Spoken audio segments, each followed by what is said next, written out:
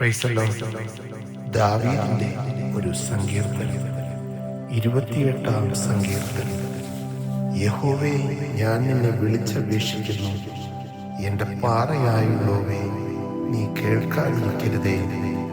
നീ മിണ്ടാതിരുന്നിട്ട് ഞാൻ കുഴിയിലിറങ്ങുന്നവരെ പോലെ ആകാതിരിപ്പാൻ തന്നെ. ഞാൻ എൻ്റെ കൈകളെ വിശുദ്ധ മന്ദിരത്തിലേക്ക് ഉയർത്തി നിന്നോട് നിലവിളിക്കുമ്പോൾ എൻ്റെ യാചനകളുടെ ശബ്ദം കേൾക്കണമേ. ദുഷ്ടന്മാരോടും അകൃത്യം ചെയ്യുന്നവരോടും കൂടെ എന്നെ വലിച്ചുകൊണ്ടു പോകരുതേ. അവർ കൂട്ടുകാരോട് സമാധാനം സംസാരിക്കുന്നു, എങ്കിലും അവരുടെ ഹൃദയത്തിൽ ദുഷ്ടതയുണ്ട്.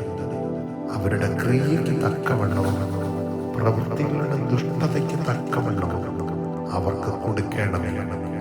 അവരുടെ കൈകളുടെ പ്രവൃത്തി പോലെ അവരോട് ചെയ്യണമേ. അവർക്ക് തക്കതായ പ്രതിഫലം കൊടുക്കണമേ.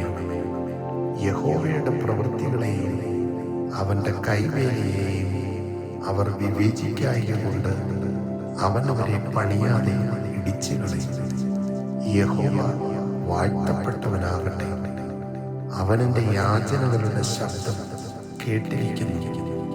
യഹോവ എൻ്റെ ബലവും എൻ്റെ പരിചയം ആകുന്നു. എൻ്റെ ഹൃദയം അവങ്കൽ ആശ്രയിച്ച് എനിക്ക് സഹായമായി ലഭിച്ചു. അതുകൊണ്ട് എൻ്റെ ഹൃദയം ഉല്ലസിക്കുന്നു.